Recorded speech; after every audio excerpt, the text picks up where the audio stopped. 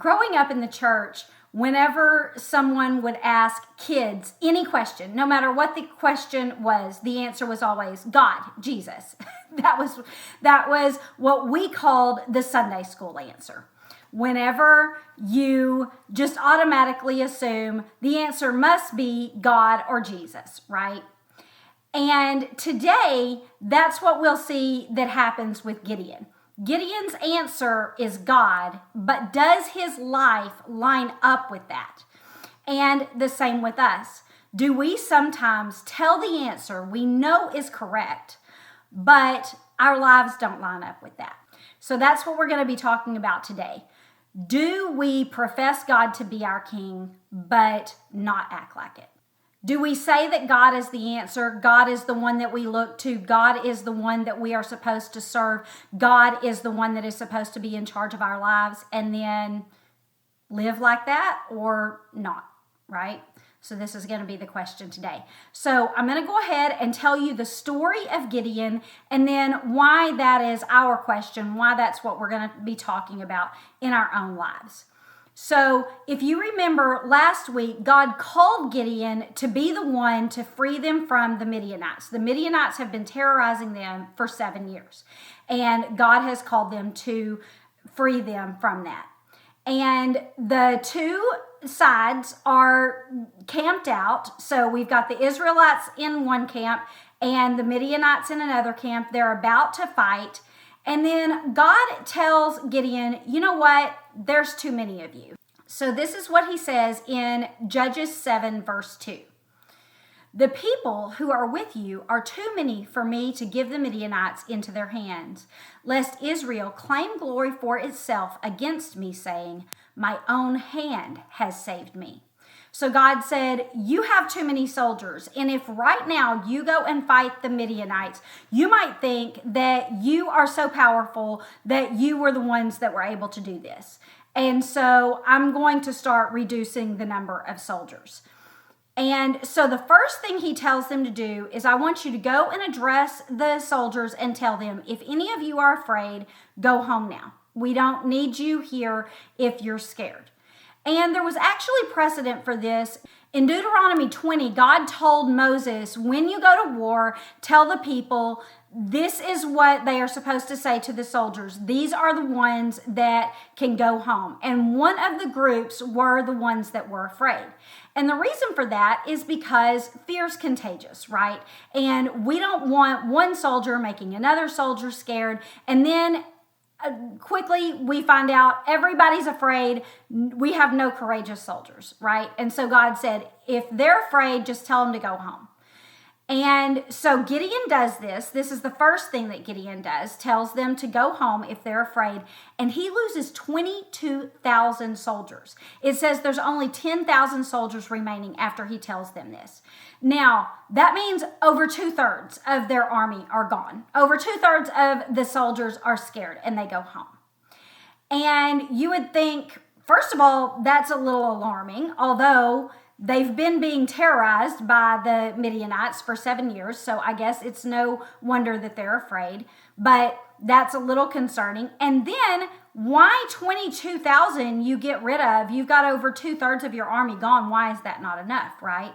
But God said, 10,000, you might still think that you're the ones in charge. You're the ones that have done this victory. So I want you to further eliminate some of the soldiers. And this is how you're going to do it. You're going to take them down by the stream and observe them as they drink the water from the stream.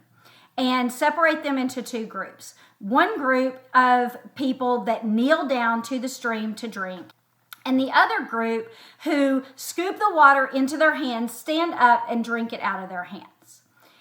And it turns out that 9,700 of them, almost all, knelt down to drink the water. Only 300 men stood up to scoop it and drank it out of their hands. And God says, okay, I want the 300. That's how many I'm going to use to defeat the people. Send the 9,700 home. And that wouldn't have been the number that I would have chosen, right? And so he sends all of those people home, and now God says, we're about ready to fight the battle, but maybe you're scared, Gideon. Maybe you are the one that is afraid. And being the leader and the one that I've called, you don't have the option to go home. I'm not letting you. But if you're scared, then I want to encourage you a bit. And so if you're still afraid, then I want you to take your servant and go down to the camp of Midian. And I want you to hear a conversation that they're having right now, because I think you would be encouraged if you do that. And so Gideon does this. He takes his servant down to the camp and he listens in and he hears one of the soldiers telling another soldier that he had a dream last night. And in his dream, it was so strange. There was a cake of bread that tumbled down into one of the tents and then made the tent tumble down. And he said, I have no idea why I would dream this. Isn't that weird? And the man said, I think that bread is the sword of Gideon. And that means that the sword of Gideon is going to attack our camp and send it tumbling down. That's what I think is going to happen. And when Gideon heard that, and he also says, God is going to give us into their hands. And when Gideon heard that even the enemy knew that God had the power to deliver them into the hands of the Israelites, he was like, all right, now I'm fine. That's all I needed to hear. What a gracious God that he allowed him to hear that he encouraged Gideon in that way. And so Gideon goes back to camp and he says, hey, we're going to be fine. God has given them into our hands. Let's get ready and go down to defeat the Midianites.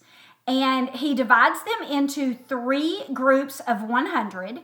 And then he hands them a jar that is empty and has a torch in it and a trumpet. And he says, when you hear me blow this trumpet, I want you to blow your trumpet too. And basically just do everything I do and then scream the sword of the Lord and of Gideon. That's what I want you to do. And so they get to the camp about 10 p.m. It says right after the night watchman had changed shifts. That's when they get there. And then Gideon blows his trumpet and he also smashes that jar on the ground. And then all the rest of the people do the same thing. They take the torch out of their jars, smash them on the ground, hold the torch in one hand and blow the trumpet in the other. And then they scream, the sword of the Lord and of Gideon. Except they have no swords. This is not their weapon. Their weapon is noise. And it says when they make all of this racket that it causes such a commotion in the camp of the Midianites that they all just begin immediately to just get up and fight. But Gideon has held all of his soldiers back. All they did was make all this racket. They're not actually attacking them, but the Midianites think that they are.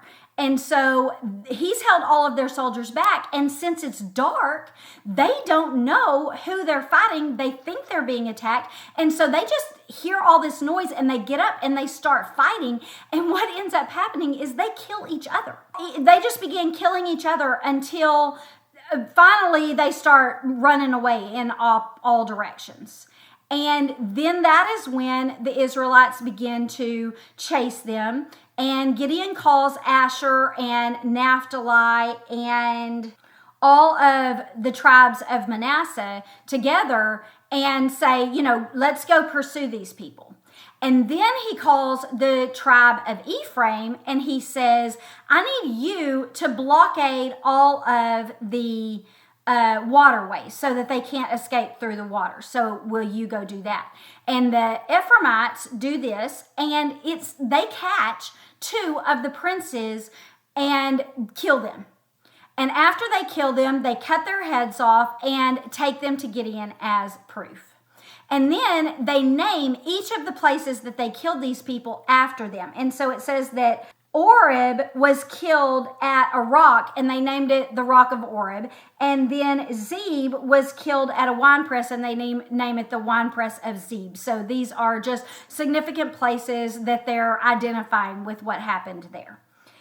And then the Ephraimites go to Gideon and they bring the heads, and then they say, hey, by the way, why did you not contact us from the beginning? Why were we not involved in this battle from the start? We've been being terrorized by these people too.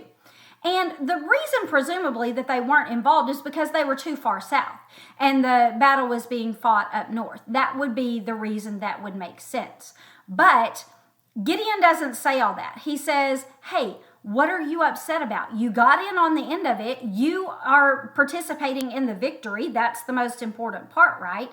You got that part right. And you were the one that killed 2 of the princes. No one else did that. So what are you fussing about? And they were like, good point. Yeah, we didn't really have to do all of the hard part and we got the glory. So yay for us. And they move on. Well, then the battle's not over because they've killed the princes, but they haven't killed the kings. And so they're in pursuit of 2 of the kings right now. And so they go over the Jordan River trying to find these 2 kings. And they get to a town in Gad's land that is on the eastern side of the Jordan named Succoth. And they say, hey, we've been fighting. We're tired and hungry. Will you give us some food?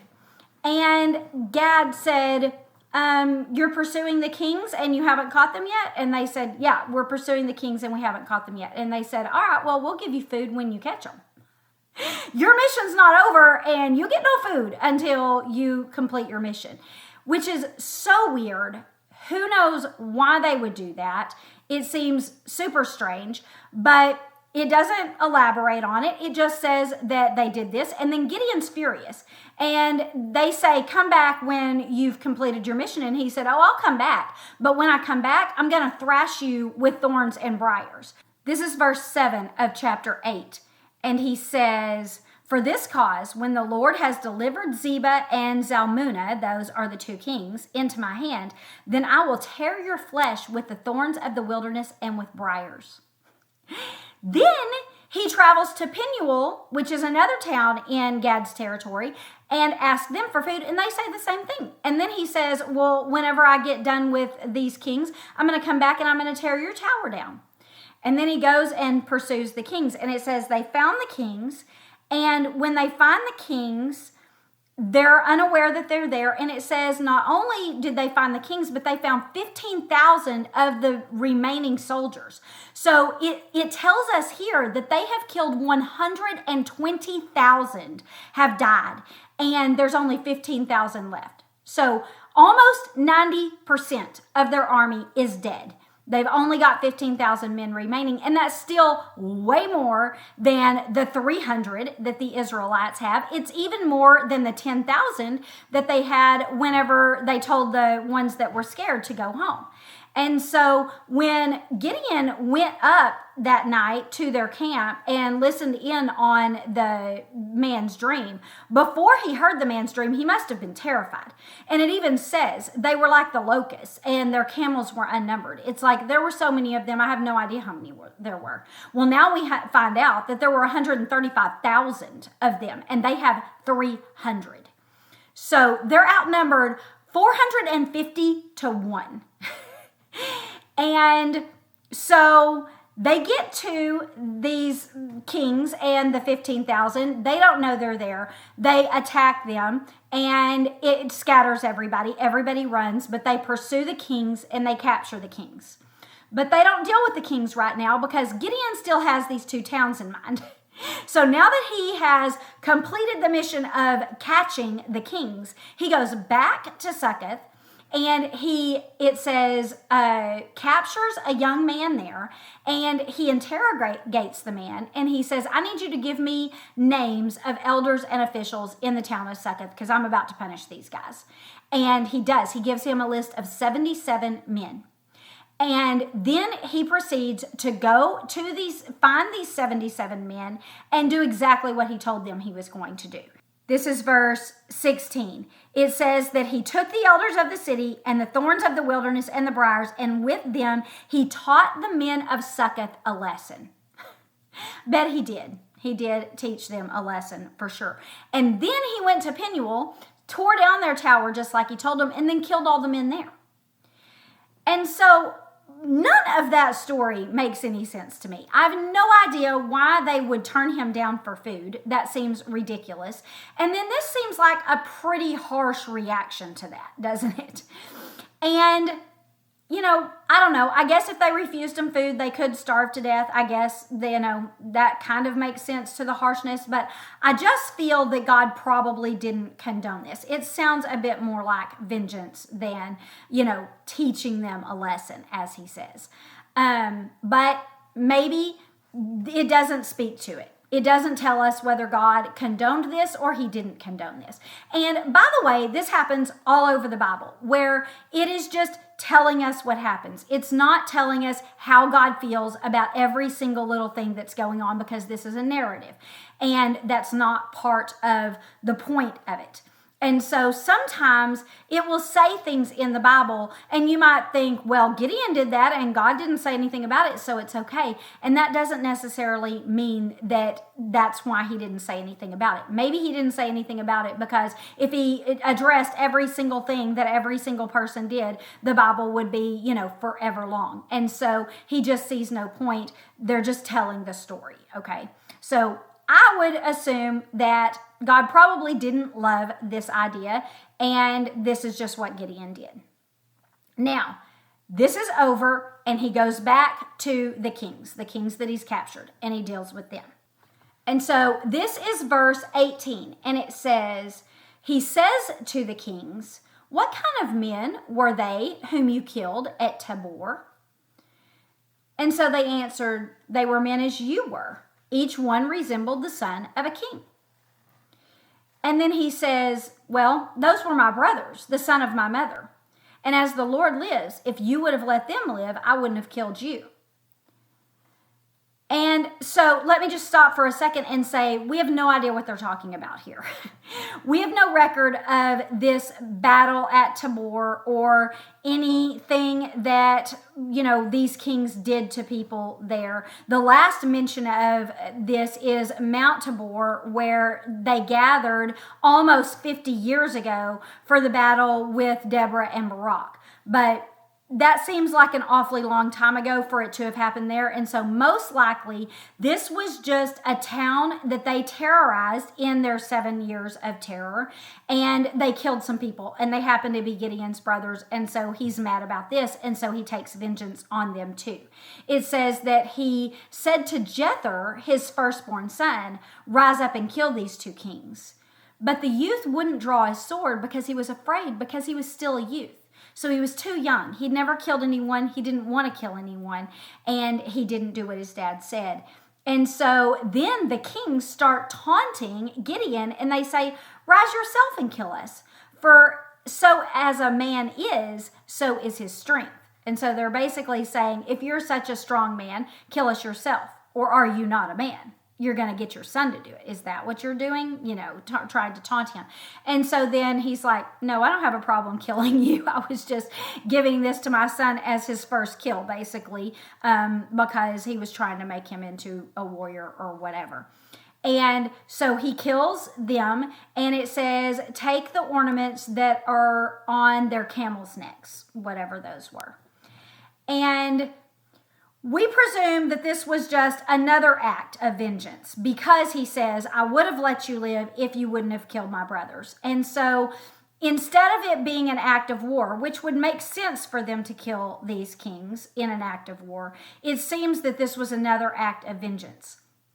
We don't know, but it seems as though Gideon, had no confidence before, and now all of the people that God killed has gotten him a little cocky, and he's decided, y'all are in my hands, and I'm going to kill you. And he does this. And again, whether it's the right thing to do or not, this is the story and how it worked.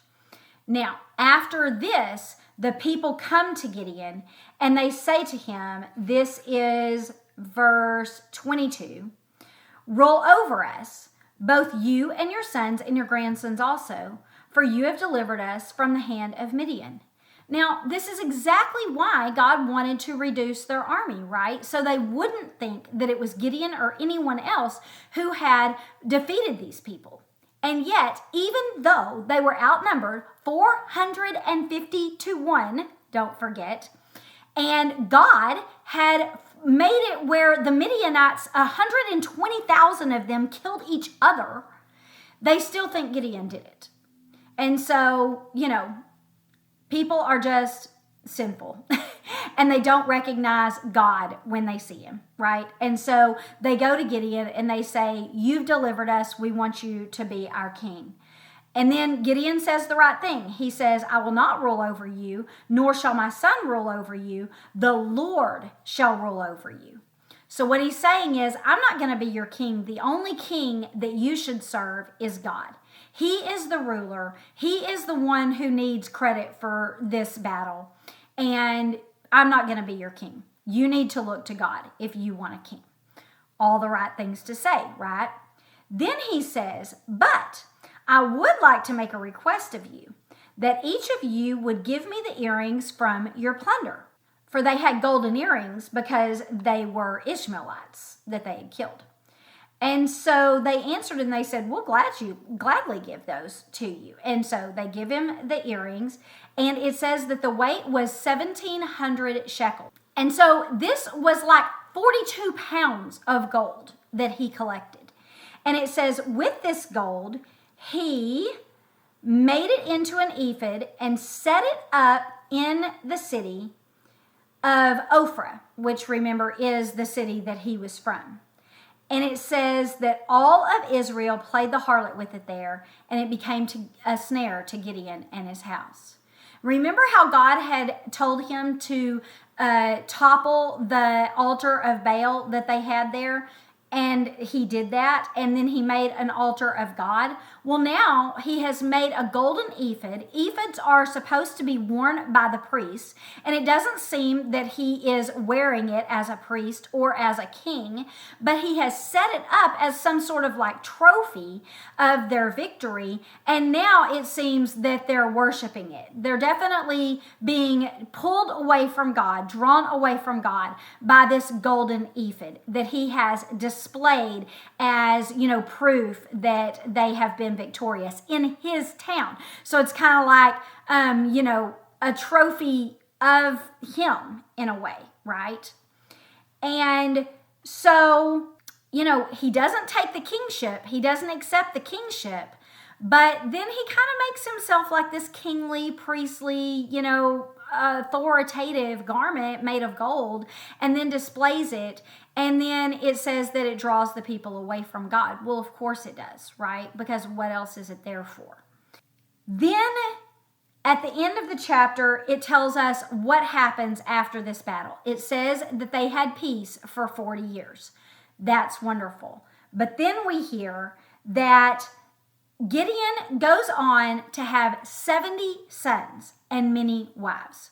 So not what a normal guy does, right? A normal guy doesn't get a harem and, build an empire.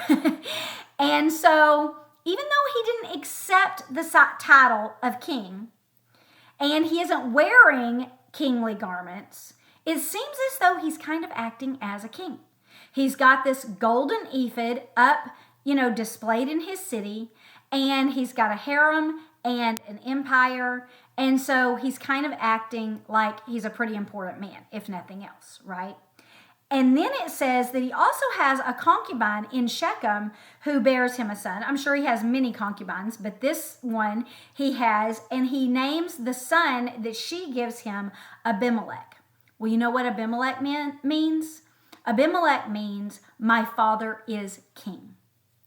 And so he doesn't take the title of king himself, but he gives the title to his son that his father is a king. So he's calling himself a king through his son. It's like a backdoor way to say, I am the king, even though I didn't take the title, because that would be wrong, because God really deserves the title. So I'm not going to say that I'm the king, but I'm going to kind of act like the king, and y'all are going to all kind of treat me like I'm the king. And, I'm just going to give a little nod to the fact that I'm a king by saying that that's my son's name. So do you see how he's probably given a lot of lip service to something that is not exactly how he feels inside, right? And so last week we talked about false prophets. We talked about people whose words might not line up with their lives, right? And these were people that were doing it to deceive Christians to lead them down the wrong path, to purposefully lead them away from God, or at least that they are leading them away from God by their lives because they're misleading about God. And that's not what Gideon is doing. He's being misleading about himself. He's just given the Sunday school answer, right?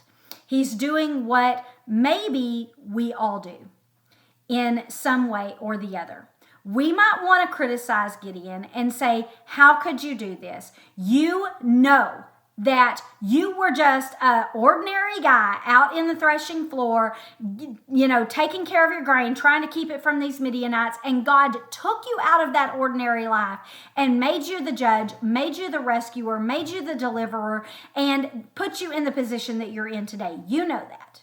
You also know that you doubted him, and he continuously, helped you with your doubts.